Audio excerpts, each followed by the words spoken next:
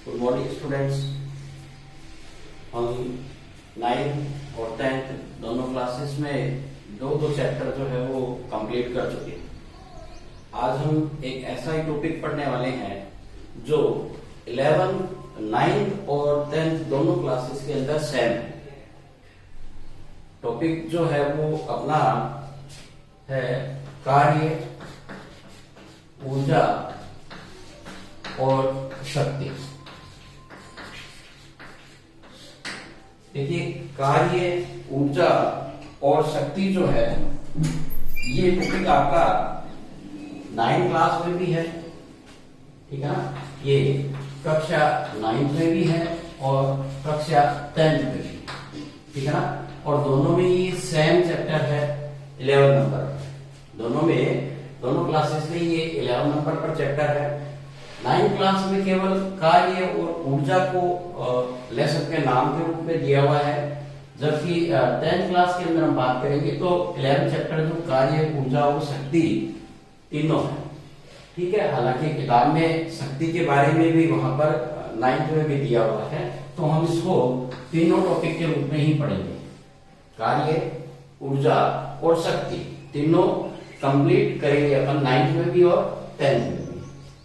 सबसे पहले देखो हम बात करते हैं, यदि कार्य, ऊर्जा और शक्ति को हम देखें तो सामान्य रूप से जो है वो कार्य, ऊर्जा और शक्ति में कोई ज्यादा अंतर नहीं किया जा सकता, लेकिन ये तीनों जो है वो वैज्ञानिक शब्दावली में देखें तो एक दूसरे से काफी भिन्न शब्द हैं।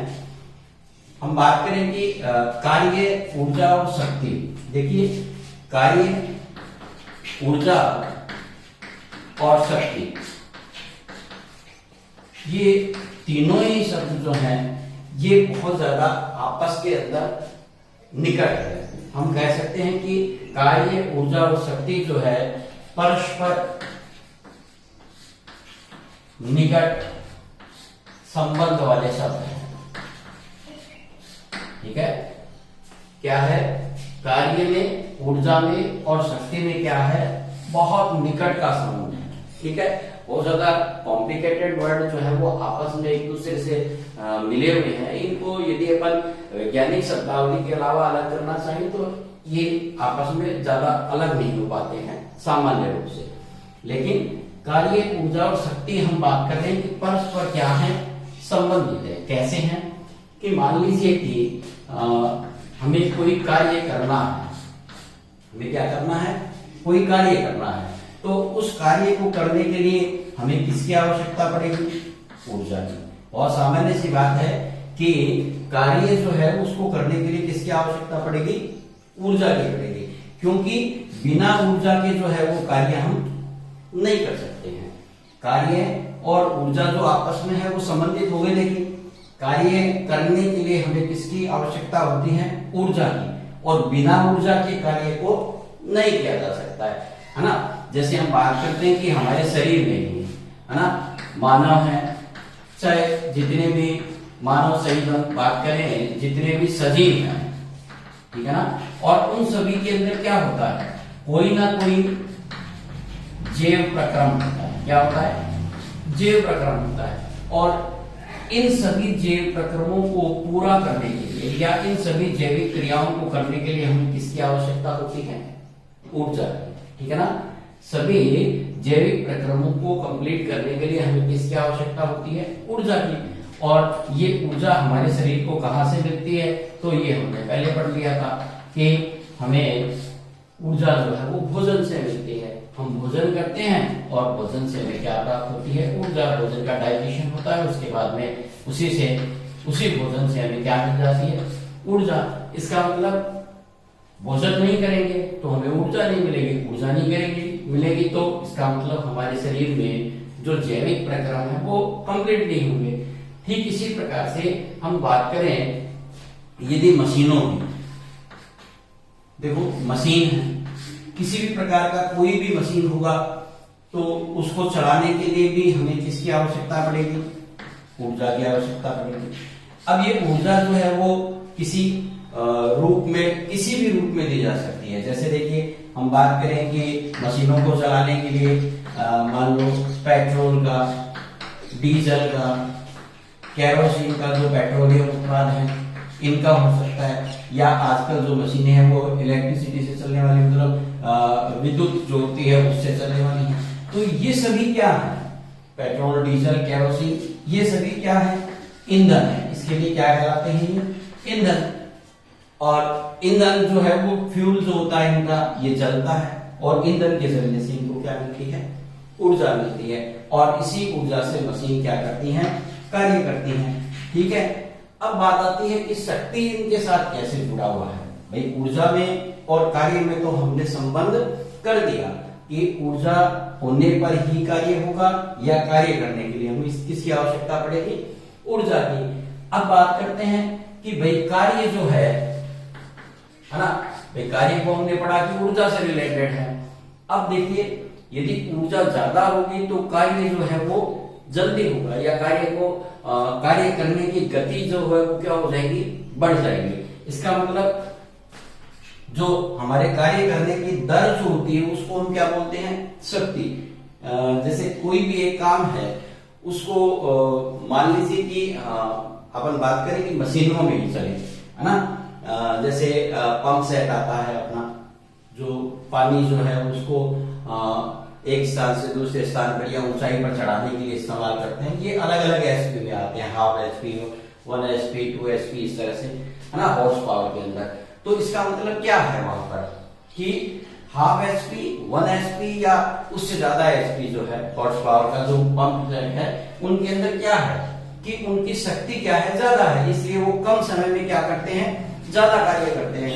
और जहां ऊर्जा से उनको जोड़ेंगे तो क्या होगा, हाफ एचपी वाला जो होगा वो उस हिसाब से विद्युत ऊर्जा खर्च करेगा, 1 एचपी उससे डबल करेगा, और 2 एचपी की होगी तो वो 1 एचपी वाले से डबल ऊर्जा खर्च करेगी। इसका मतलब कार्य जो है उसको करने के लिए ऊर्जा चाहिए। और कार्य का मापन जो होता है वो हम करते हैं शक्ति के रूप में, कि कार्य कितने समय में या कितनी जल्दी या देरी से किया जा रहा है। तो इसका मतलब कार्य ऊर्जा से रिलेटेड हो गया, और ऊर्जा ज्यादा खर्च होगी तो कार्य ज्यादा होगा, मतलब उसकी शक्ति ज्यादा होगी। और जब कार्य कम हो रहा है इसका मतलब ऊर्जा कम खर्च हो रही है, तो इसका मतलब उसकी शक्ति क्या है, कम होगी। तो इस तरह से ऊर्जा और कार्य जो है वो परस्पर क्या है, आपस में अंतर संबंधित है, परस्पर जुड़े हुए हैं। ठीक है, इसीलिए इन बिंदुओं को एक साथ पढ़ा जाता है, कार्य, ऊर्जा और शक्ति। कार्य करने के लिए ऊर्जा चाहिए, जितनी ज्यादा ऊर्जा होगी कार्य उतना तेजी से होगा, मतलब उतनी कम समय में होगा तो शक्ति ज्यादा होगी। ठीक है, ऊर्जा कम होने की स्थिति में हम क्या कहेंगे कि कार्य देरी से होगा, इसका मतलब उसकी शक्ति क्या है, कम है। तो ये इस तरह से हमने कार्य, ऊर्जा और शक्ति को परस्पर क्या किया है, संबंधित किया है, जोड़ा है कि कार्य, ऊर्जा और शक्ति जो है वो तीनों परस्पर क्या है, जुड़े हुए या अंतर संबंधित है। अब बात करें अपन सिर्फ कार्य की, आज हम कार्य पढ़ेंगे, ठीक है ना। और कार्य की बात करें तो कार्य क्या है, कार्य कब और किन परिस्थितियों में होता है, ठीक है ना। कार्य करने की कंडीशन क्या क्या है, इनके बारे में हम बात करेंगे। मान लीजिए कि मैं कुछ उदाहरण आपको पहले बताता हूं ताकि आप थोड़ा सा इसको सोचने पर विवश हो। जैसे उदाहरण के लिए हमने बात की कि मान लीजिए कि आप जो है वो क्या कर रहे हैं, आप दीवार जो है और इस दीवार से आप क्या करते हैं, दीवार पर धक्का लगाते हैं, ठीक है। सेकंड कंडीशन मैंने आपको दिया कि आप जो है एक बड़े पत्थर या मान लीजिए कि हम कहें कोई चट्टान है, उस चट्टान पर भी आप क्या करते हैं, धक्का करते हैं, ठीक है। आपने देखा होगा कि बैल जो होता है, बैल वो गाड़ी को क्या करता है, खींच रहा है। ये कुछ कंडीशंस उदाहरण है, मैं आपको क्लियर करूंगा कि कार्य क्या होता है।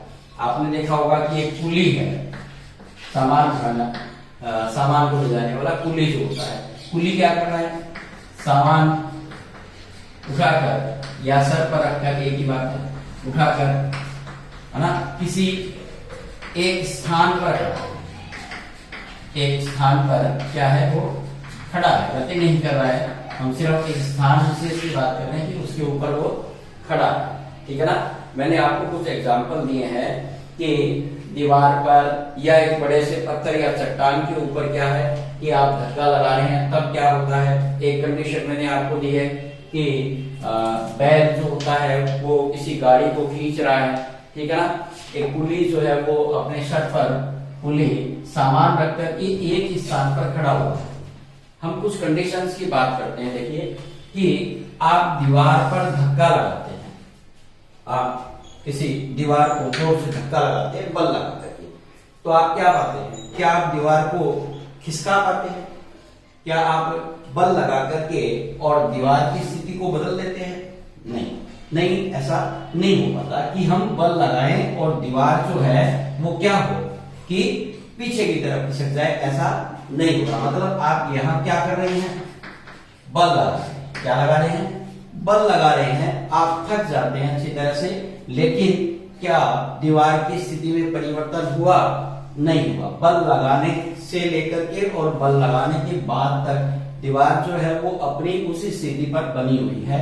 इसका मतलब यहाँ दीवार ने कोई दूरी तय नहीं की, तो इसको बोलते हैं विस्थापन। क्या बोलते हैं कि समय के साथ में बल लगाने पर उसके अंदर कोई डिस्टेंस या दूरी जो है वो तय नहीं हुई। इसका मतलब वहां क्या नहीं हुआ, विस्थापन नहीं हुआ। बल तो लगाया लेकिन विस्थापन नहीं हुआ।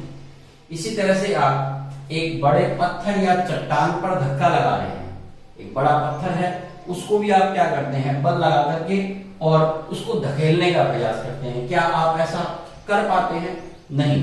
तो ऐसी कंडीशन में भी आपने क्या किया, बल तो लगाया लेकिन बल लगाने पर पत्थर जो है उसके अंदर कोई दूरी तय नहीं हुई, मतलब यहां हम कहेंगे विस्थापन नहीं हुआ है, ठीक है। दूरी और विस्थापन भी अपन किसी अन्य लेसन में आएगा, वहां पर इसको अंतर करेंगे, सदिश राशि आएगी तब। लेकिन यहाँ सदिश राशियां और अदिश राशियों में दिशा और परिमाण जो है उनके बारे में बात अपन वहां करेंगे। तो यहाँ दिशा और परिमाण जो है वो दोनों होते हैं, तो विस्थापन एक सदिश राशि है, ठीक है, आप इतना समझ लीजिए।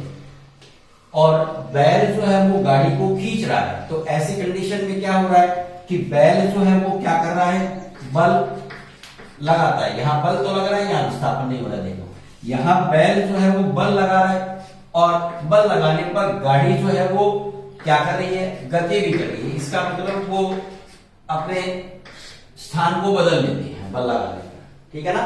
तो इसका मतलब यहाँ बल और विस्थापन क्या हो रहा है, दोनों हो रहा है। इसी तरह से पुली जो है, देखिए सामान उठा करके और किसी एक स्थान पर खड़ा है। हालांकि पुली जो है वो किसी सामान को उठाकर खड़ा है, और हो सकता है उसको खड़ा रहने के लिए कुछ पैसा मिलता होगा, वो अलग चीज है। हम बात कर रहे हैं कि पुली क्या कर रहा है, सामान को उठा करके एक स्थान के ऊपर ही क्या है, स्थिर है, खड़ा है। उसके अंदर हम कह रहे हैं कि कोई विस्थापन नहीं होता, तो वो थक जाता है काम करते करते, उसका बल तो लग ही रहा है, ठीक है, लेकिन वहां पर भी क्या हो रहा है, विस्थापन नहीं हो रहा है, ठीक है। इसी तरह से आप मान लीजिए कि एक गेंद है, ठीक है, और गेंद फुटबॉल है मान लीजिए आपके पास, ठीक है। गेंद में अपने गेंद या फुटबॉल की कंडीशन दी हमने कि गेंद या फुटबॉल जो आपके पास है, जब आप उसके ऊपर बल लगाते हैं, चाहे आप उसको हाथ से फेंके या उसको आप पैर से जो है वो मारे, तो ऐसी स्थिति के अंदर क्या होगा कि जब आप उसके ऊपर बल लगाएंगे तो बल लगाने पर उसमें क्या होगा, विस्थापन होगा। मतलब गेंद दूर जाकर के गिरेगी या फुटबॉल जो होता है वो आपसे दूर चला जाएगा बल लगाने पर।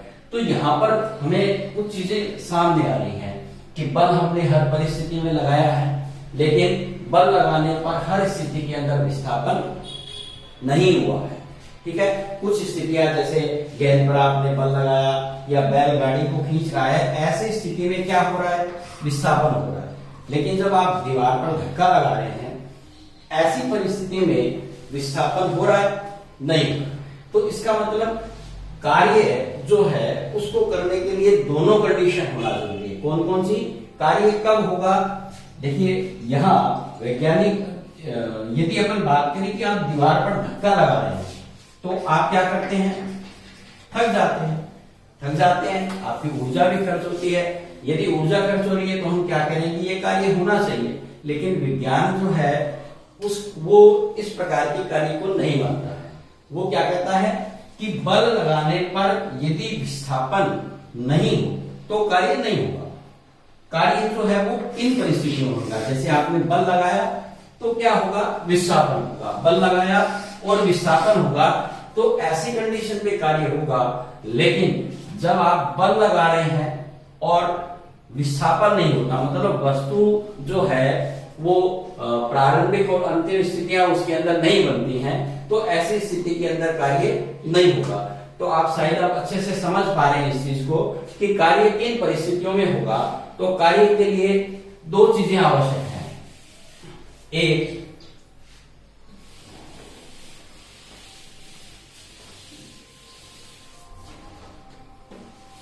कार्य जो है तो कार्य होने के लिए आवश्यक और शर्त कह सकते हो, आप इसको कंडीशन कह सकते हो, ठीक है ना। तो आवश्यक शर्त क्या है, नंबर 1, वस्तु पर हमें क्या लगाना पड़ेगा, बल। नंबर 2, बल लगाने पर क्या होगा, बल लगाने पर क्या होना चाहिए, विस्थापन। क्या होना चाहिए, बल लगाने पर क्या होना चाहिए, विस्थापन। यदि इन दोनों में से कोई भी शर्त पूरी न हो, बल लग रहा है लेकिन विस्थापन नहीं होना, ठीक है ना, तो इसका मतलब हम कह सकते हैं कि उस स्थिति में कार्य नहीं होगा। तो कार्य होने के लिए आवश्यक शर्त कितनी हो गई आपकी, 2, बल भी लगना चाहिए और बल लगाने पर क्या होना चाहिए, विस्थापन होना चाहिए। ये दोनों ही शर्तें यदि आपकी पूर्ण होती हैं, दोनों शर्तें पूर्ण होने पर ही क्या होता है, पूर्ण होने पर ही कार्य होता है। ध्यान रखना है, कार्य कब होगा, जब बल लगेगा और बल के साथ में क्या होगा, विस्थापन। ऐसी कंडीशन में ही कार्य होगा। यदि आपने बल जो है उसको अपन फोर्स F से लिखते हैं, विस्थापन जो है उसको अपन S से लिखें। यदि F 0 है तो कार्य 0 हो जाएगा, S 0 है मतलब विस्थापन 0 है तो भी कार्य 0 हो जाएगा। इसका मतलब हम कार्य का मापन कैसे करें, हमने कितना कार्य किया इसको कैसे मापे, तो देखो इसका सिंपल सा तरीका है क्या, कि कार्य क्या है, कार्य क्या है, तो कार्य है बल तथा विस्थापन का गुणन। देखो अपन सीधे शब्दों में पढ़ रहे हैं इसको कि बल और विस्थापन जो है उसका गुणनफल जो होता है, इन दोनों को मतलब गुणा कर दे, बल और विस्थापन जो है इनका गुणनफल जो होता है वो क्या कहलाता है, कार्य। कार्य को अपन लिखते हैं वर्क W से, ठीक है, और विस्थापन को फोर्स हम लिखते हैं F से, और विस्थापन को लिखेंगे S से। तो F और S का जो गुणनफल होता है वो क्या कहलाता है, कार्य। हमने कितना कार्य किया इसका आकलन कैसे होगा, तो इसका पता चलेगा हमें किससे, बल और विस्थापन जो है उन दोनों को हम क्या कर देंगे, गुणा कर देंगे। तो इसका मतलब बल और विस्थापन जो है उसका गुणनफल क्या कहलाता है, कार्य। हालांकि किताब में ऐसा लिखा है कि बल लगाने पर बल की दिशा में विस्थापन होता है, तो बल और विस्थापन का गुणनफल जो होता है वो कार्य। हम बात उसकी नहीं करेंगे अभी। हम बल लगाने पर विस्थापन बल की दिशा में है या अन्य किसी दिशा में हो रहा है वो अपन अलग से चर्चा करेंगे उसकी। हम केवल कार्य को समझ रहे हैं कि बल और विस्थापन का जो गुणनफल होता है वो क्या कहलाता है, कार्य, W। तो W क्या है, कार्य क्या है, F और S का जो गुणनफल होता है उसे अपन क्या कहेंगे, कार्य कहेंगे। इसका मतलब हम कार्य को परिभाषित करें तो ऊपर वाली कंडीशन हमने देखी, जब बल भी लगना चाहिए और विस्थापन भी होना चाहिए। यदि इन दोनों में से कोई भी एक शर्त पूरी न हो तो ऐसी स्थिति के अंदर क्या होगा, कार्य नहीं होगा, ठीक है। अब हम बात करते हैं कि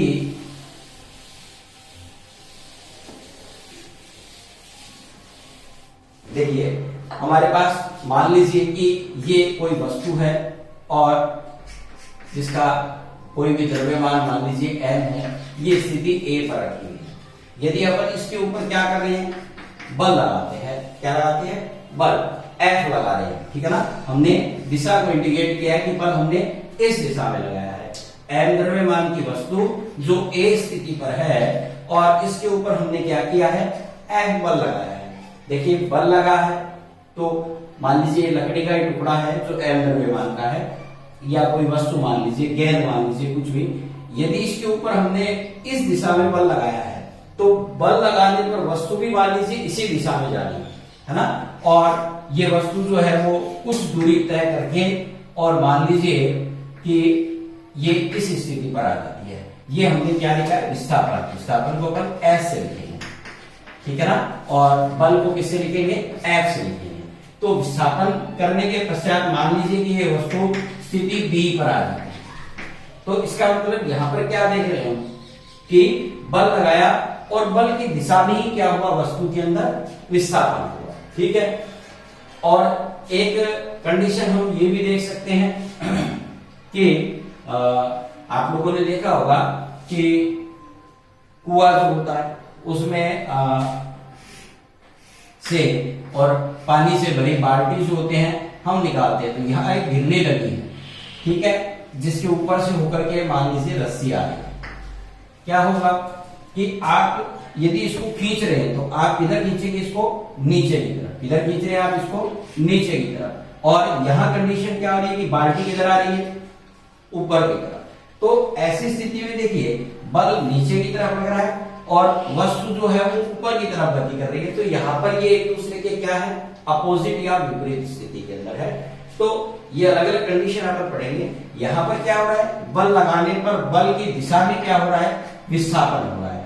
तो ऐसी स्थिति में क्या करेंगे अपन, कार्य कितना होगा इसकी बात करें तो कार्य देखो, कार्य की कंडीशन बल लगाने पर विस्थापन, बल लगाने पर विस्थापन जो है वो बल की दिशा में है, बल की दिशा में, या फिर दूसरी कंडीशन बल की दिशा से क्या है, भिन्न है या अलग है, ठीक है ना। दो कंडीशन हमारे पास होंगे। लेकिन जब हम कह रहे हैं कि बल की दिशा में विस्थापन होता है तो हमने बल कितना लगाया, F, और विस्थापन कितना हुआ इसके अंदर, S।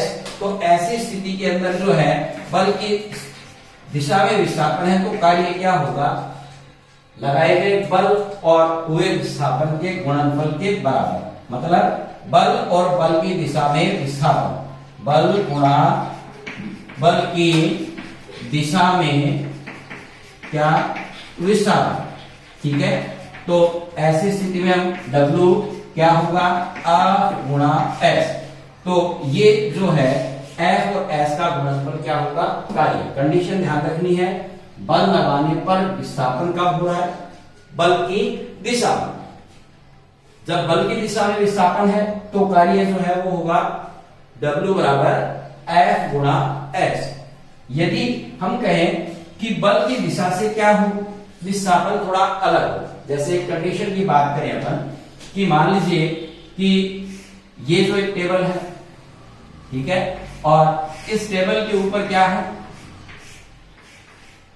ठीक है, मान लीजिए कि यहां कोई एक गाड़ी रखी है, ठीक है, ये मान लीजिए कि एक खिलौना गाड़ी है, ठीक है, और इसको एक बच्चा मान लीजिए कि धागे से बंधी है, और यहां हम बात करें कि मान लीजिए कि ये एक बच्चा है जो क्या कर रहा है, इस खिलौना गाड़ी को खींच रहा है। ये धागा जो है ये मान लीजिए कि ये बच्चा जो है वो क्या कर रहा है, इसको खींच रहा है, ठीक है। एक कंडीशन तो हो सकती है कि ये बिल्कुल समानांतर, या हम कह सकते हैं कि क्षैतिज दिशा में खींच रहा है, या फिर ऐसा भी तो हो सकता है कि रस्सी थोड़ी ऊपर की साइड हो, बच्चा मान लीजिए कि जमीन के ऊपर किसी खिलौने को खींच रहा है, तो यहां पर तो क्षैतिज या समांतर स्थिति में था, पैरेलल, मतलब विस्थापन जो होगा वो बल की दिशा में ही होगा। जिधर बच्चा खींचेगा क्षैतिज दिशा में। लेकिन यदि अपन इस धागे को थोड़ा ऊपर कर दे इस तरह से, तो हम क्या देख रहे हैं कि जब वो चलेगा, जैसे मान लीजिए कि किसी वस्तु को मैंने ही मान लीजिए कि धागे से या रस्सी से बांध रखा है और मैं उसको खींच रहा हूं, तो खींचूंगा तो मैं इस तरह से और पीछे की तरफ चलूंगा, तो ऐसी कंडीशन में क्या होगा, मेरा बल जो है वो तो लग रहा है ऊपर की तरफ, और वस्तु जो होती है वो कहां चलती है, धरातल पर या क्षैतिज के ऊपर गति कर रही है। तो इसका मतलब यहाँ पे क्या है, ये तो लग रहा है इधर क्या बल, और यहाँ क्या हो रहा है इस साइड में विस्थापन, ठीक है ना। तो ऐसी स्थिति में बल और विस्थापन के बीच क्या बन गया, एक कोण बन गया, मान लीजिए उसको अपन क्या कहेंगे, थीटा। देखिए प्रारंभिक स्थिति में हमने कहा कि खिलौना जो है वो बच्चा या किसी वस्तु को खींच रहा है, वो किधर है, क्षैतिज, या अपन कहते हैं कि समानांतर खींच रहा है। लेकिन इस कोण को धीरे धीरे ऊपर की तरफ हम बढ़ाते जाएंगे तो थीटा जो है वो बढ़ता जाएगा, ठीक है ना। तो ऐसी स्थिति के अंदर बल और विस्थापन के बीच में क्या होगा, एक एंगल क्रिएट हो जाएगा। वस्तु का विस्थापन इधर है, लगने वाला बल जो है वो इधर है, ठीक है। इस तरह से अपन खींचेंगे तो बल ऊपर की तरफ लग रहा है, लेकिन विस्थापन किधर हो रहा है, धरातल के ऊपर। तो यहाँ इसके बीच में क्या बन जाता है, एक कोण थीटा बन जाता है। तो इस घटक को अपन क्या बोलेंगे, कोस थीटा बोलेंगे, ठीक है। तो ऐसी स्थिति में जब बल और विस्थापन दोनों एक दूसरे से क्या हो, भिन्न दिशा में हो, तो किया गया कार्य क्या होता है, तो वो होता है बल और विस्थापन जो है, तो बल का घटक गुणा विस्थापन। तो अपन क्या कहेंगे यहाँ पर, एफ एस कोस थीटा, क्या कहेंगे अपन इसको, कोस थीटा। यहाँ बल घटक जो है वो कोस में लेंगे अपन, तो कोस थीटा हो जाएगा। अब कोस थीटा के थीटा जो है वो अलग अलग हो सकते हैं। तो यदि अपन थीटा की बात करें तो थीटा जो है कोस में, कोस थीटा 0 भी हो सकता है, 30 भी हो सकता है, 45 भी हो सकता है ना, 60, 90 या इससे ज्यादा भी हो सकता है। तो यदि कोस है 0, तो ऐसी स्थिति के अंदर कार्य कितना होगा, कोस थीटा का, कोस 0 का मान होता है 1, यहाँ हो जाता है √3/2 या 1/√2 या 1/2, और ये कितना हो जाएगा 0। तो हम क्या देख रहे हैं, जैसे जैसे थीटा बढ़ रहा है, कार्य उत्तरोत्तर क्रम में क्या होता जा रहा है, कम हो रहा है। थीटा 0 है, सबसे कम है, ऐसी स्थिति के अंदर कार्य कितना है 1, और थीटा बढ़कर 90 हुआ तब कितना हो गया 0, और 90 से यदि आगे बढ़ेगा तो कार्य धीरे धीरे क्या हो जाएगा, अपोजिट, ठीक है। तो इसका मतलब जो है ऋणात्मक हो जाएगा। तो ऐसी स्थिति के अंदर हम क्या देख रहे हैं, जब ऐसे खींच रहे हैं, ठीक है, एक एंगल, ये एंगल और बढ़ गया, और ये बढ़ते बढ़ते कितना हो जाएगा, 90 डिग्री हो जाएगा, 90 डिग्री हो जाएगा। ऐसी स्थिति के अंदर क्या होगा, एकदम बिल्कुल ऐसे वस्तु को पकड़ के खींचा जाएगा। तो ऐसी कंडीशन में थीटा जो है वो हो जाएगा कितना, 90 डिग्री, और कोस 90 का मान जो होता है वो 0। तो जब हम वस्तु को समानांतर खींचा था तब कार्य कितना हुआ है, मैक्सिमम। लेकिन जब हम 90 डिग्री का कोण बना देते हैं, उस कंडीशन को अपन बोलते हैं ऊर्ध्वाधर। यदि अपन ऊर्ध्वाधर स्थिति में किसी वस्तु को पकड़कर खींचेंगे तो ऐसी स्थिति में थीटा = 90, और W कितना आ जाएगा, तो W हमें पता है Fs cos थीटा होता है ना। तो Fs cos थीटा जो है वो हो जाएगा आपका 90, और cos 90 क्या आएगा 0। तो ऐसी स्थिति में F और S का गुणनफल जो हो जाएगा 0, तो कार्य कितना हो गया, 0 हो जाएगा, ठीक है। तो यहां पर कार्य जो है बल लगाने पर विस्थापन बल की दिशा में हो रहा था, कुछ ना कुछ मान आएगा, तो ये कैसा हो जाएगा कार्य, धनात्मक, ठीक है। यदि आप यहाँ कार्य इस कंडीशन में देख रहे हैं तो कितना हो रहा है, 0, है ना। और यदि अपन थीटा जो है, एक एग्जांपल के तौर पर अपन लें कि वस्तु मान लीजिए कि वाहन है, वाहन, और वो गति कर रहा है इस दिशा में, तो एक बल जो है वो उसके विपरीत दिशा में कार्य करता है ना। जैसे अपन गाड़ी में ब्रेक लगाते हैं तो कुछ समय बाद में गाड़ी रुक जाती है, तो उसका कारण क्या है कि एक अवमंदन बल लगता है, ठीक है ना। या अपन इसको कह सकते हैं कि वाहन जो है उसके विपरीत दिशा में एक बल काम करता है, उसको बोलते हैं घर्षण बल, ठीक है ना। तो घर्षण बल जो होता है वो बिल्कुल अपोजिट होता है, वस्तु इधर जा रही है, घर्षण बल बिल्कुल अपोजिट लगता है। तो इन दोनों के बीच में कितना एंगल हो जाता है, 180 का। तो ऐसी स्थिति में जब थीटा 180 डिग्री होता है तो कोस 180 जो होता है उसका मान कितना होता है, -1। तो ऐसी स्थिति में कार्य कितना होगा, तो W बराबर Fs cos थीटा। तो Fs cos थीटा कितना है, तो cos 180 है और ऐसी स्थिति में cos का मान हो जाएगा -1। तो कार्य कितना आया, माइनस, मतलब यहां कार्य कैसा आ गया, ऋणात्मक आ गया। तो अपन बात करें कि बल लगाने पर विस्थापन, बल की दिशा भी होता है कार्य धनात्मक और बल की दिशा से भिन्न होता है। तो ऐसी स्थिति में शून्य भी हो सकता है, ऋणात्मक भी हो सकता है, धनात्मक भी हो सकता है। तो कार्य जो है वो अपन अलग अलग कंडीशंस होती है वो कार्य की पढ़ेंगे इसमें। तो कार्य जो है ये तो विस्थापन के आधार पर हो गया, कार्य कितना हुआ इसके आधार पर कार्य धनात्मक हो सकता है, कार्य ऋणात्मक भी हो सकता है और कार्य जो होता है वो क्या है, शून्य भी हो सकता है। ठीक है ना। तो और एग्जांपल के माध्यम से भी अपन इसको पढ़ने का प्रयास करें। ठीक है। तो आज हम केवल कार्य के कॉन्सेप्ट को समझ रहे हैं, कार्य क्या है, कार्य किन कंडीशन में होता है, कार्य किस प्रकार का हो सकता है, बल लगाने पर विस्थापन जो है उसके आधार पर कार्य कैसे होते हैं। नेक्स्ट वीडियो में अपन जो है वो कार्य को अलग अलग एग्जांपल से इसके थीटा को कन्वर्ट करके मान रख के और उसको बदल लेंगे। इसके अलावा कुछ आंतरिक प्रश्न जो है वो सूत्र पर आधारित जो है उनको हम हल करने का प्रयास करेंगे और अलग अलग कंडीशन में कार्य को समझेंगे। तो आज इतना ही पढ़ेंगे अपन। Have a good day.